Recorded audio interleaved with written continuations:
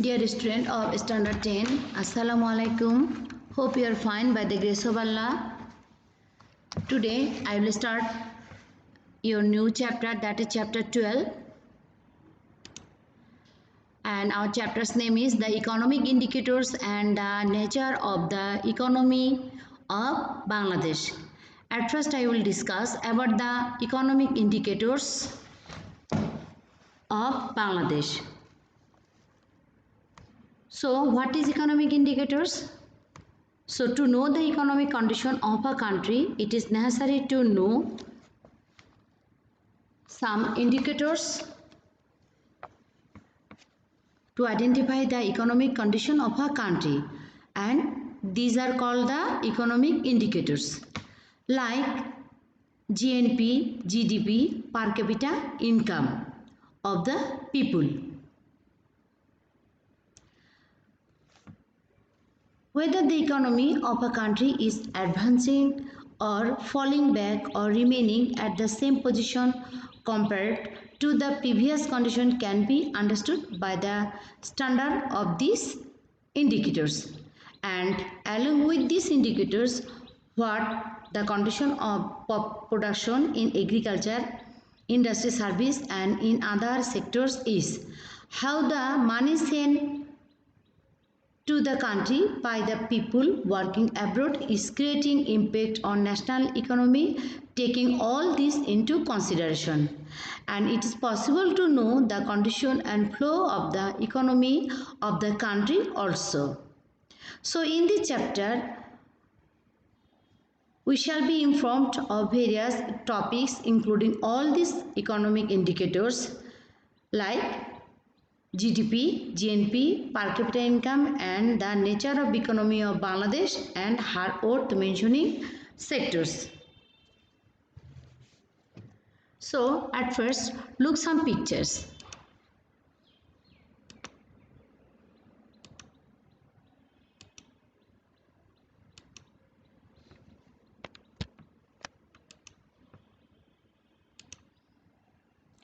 So here you can see that different type of people, they are engaged in different type of activities and they are producing goods and services over here. So when we include or when we add their contribution to our economy, so that is called the GDP. Okay, so GDP in full form, gross domestic product. Now what is GDP? In definition, the total monetary value of all goods and services produced every year by the citizens, native and non-native. Dear students, you must be careful here, that is produced every year by the citizens. Citizens means native people and non-native people living in the country is called GDP. That is within a boundary, the native people and non-native people, those who are producing goods and services, so their total monetary value of their goods and services, when we add that term, we will get the GDP. And GDP is estimated to understand the overall economic capability of a country. But the income by the native people who work abroad and the income from any company which runs business in abroad will not be included with GDP. Okay, that means the citizens who are residing inside our country or within a fixed boundary, those who are residing and producing goods and services, so their contribution will be added with the GDP.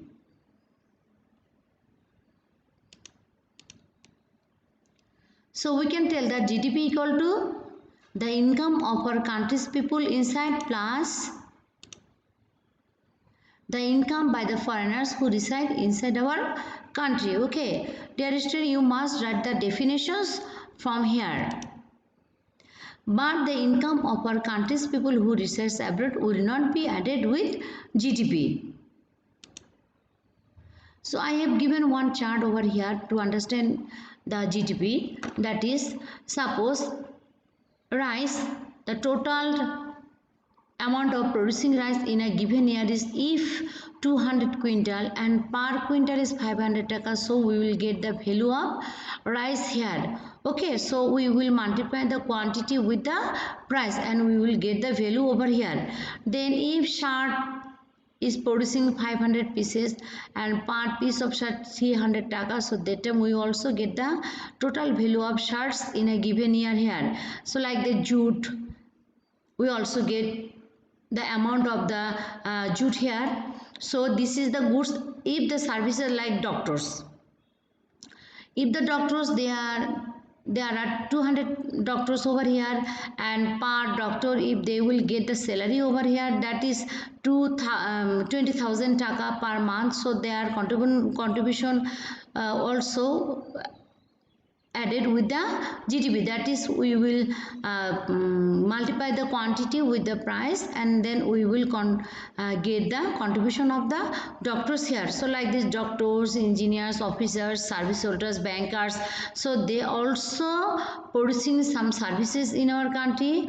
Okay, so if we multiply them into their not prices, that is with their salaries, then we will get the GDP over here. So and then if we add all this, okay, so that time we will get the GDP. So that means the summation of the monetary value of goods and services in a given year. Okay.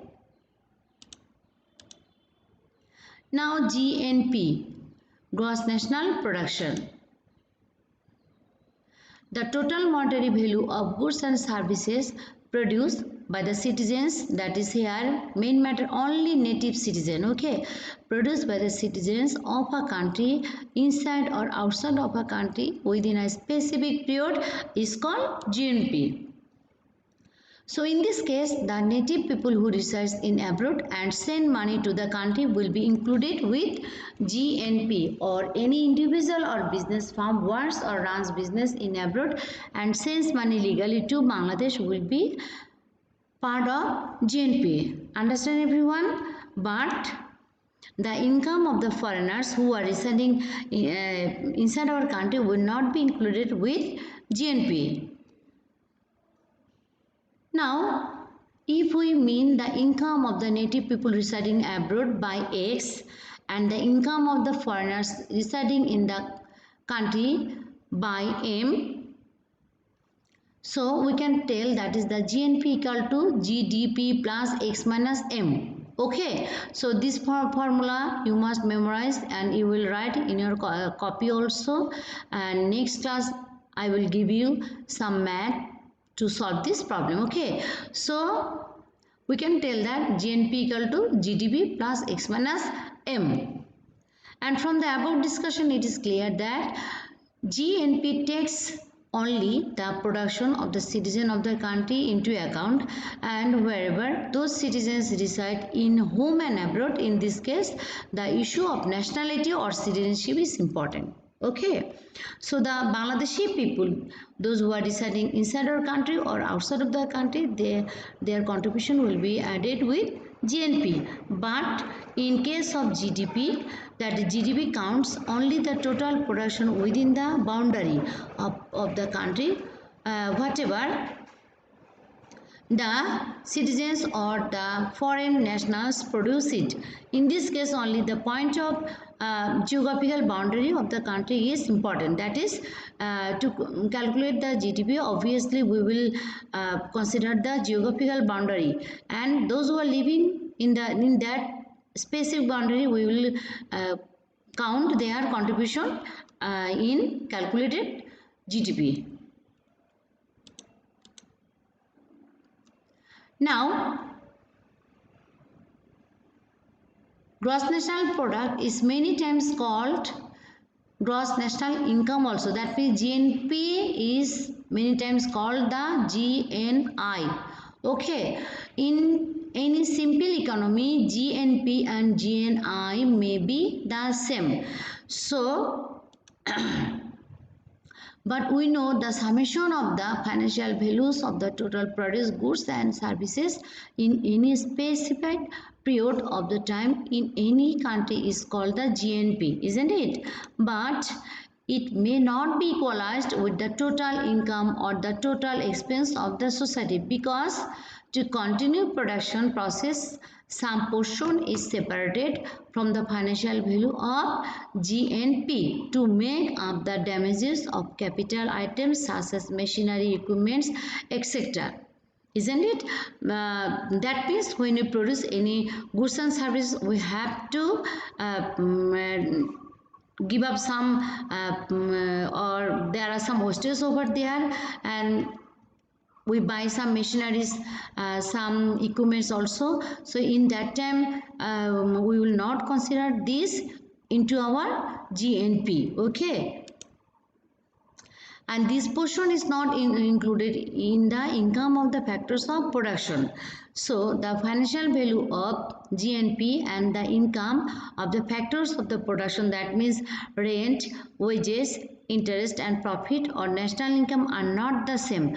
But for the sake of the advantages of discussion, gross national product and gross national income are many times used as having the same meaning.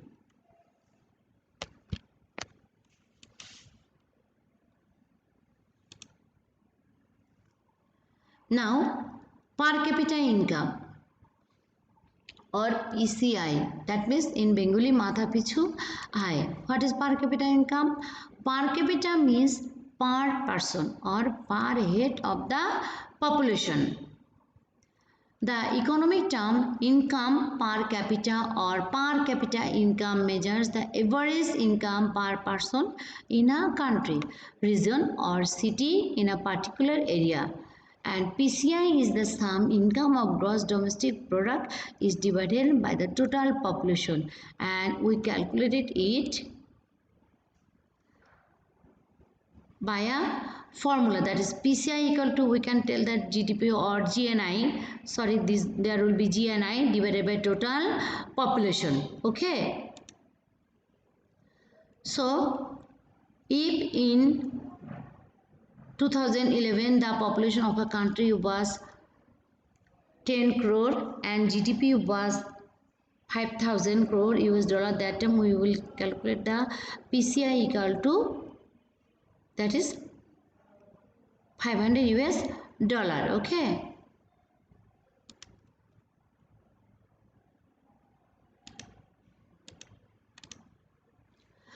but PCI does not tell that what people's salaries are. In this type of calculation, the national's total income is divided by the whole population, and that is every single man, woman and child. But a greater portion of a population does not work, such as retired people, students and children. So income per capita is much less than the average annual salary in a country, isn't it? So we can tell that PCI is always less than the average salary of the people.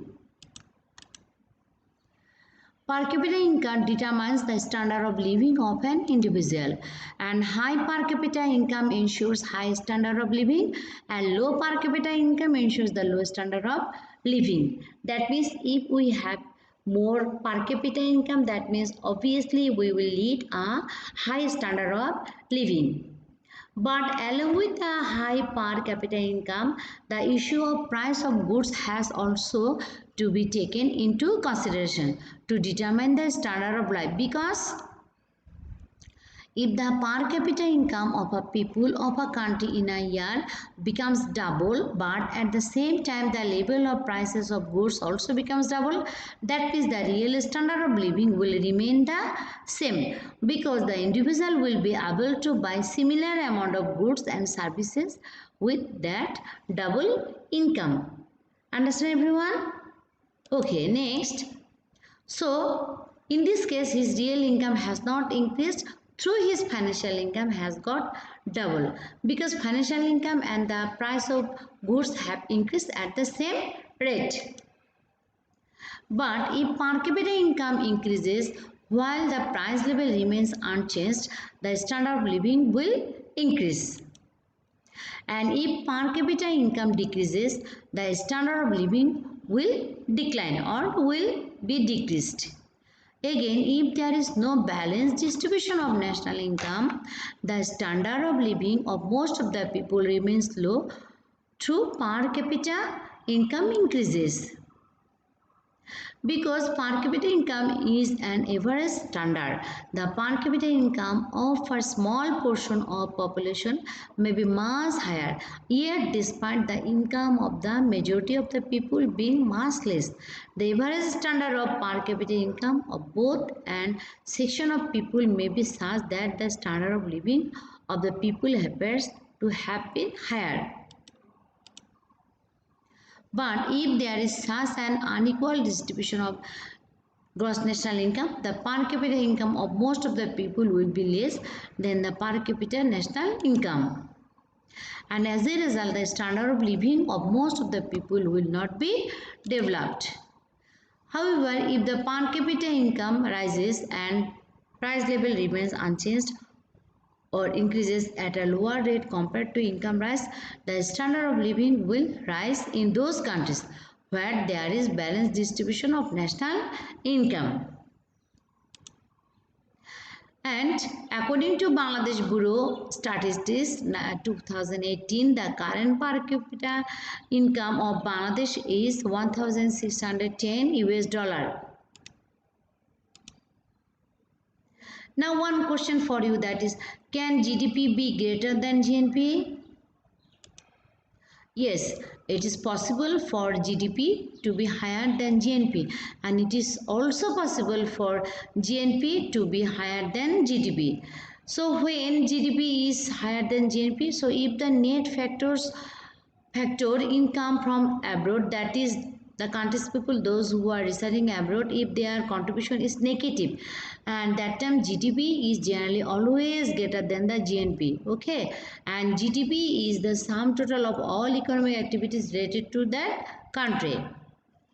But GNP greater than GDP is the best for a country, because it means that the population of that country will have a greater contribution to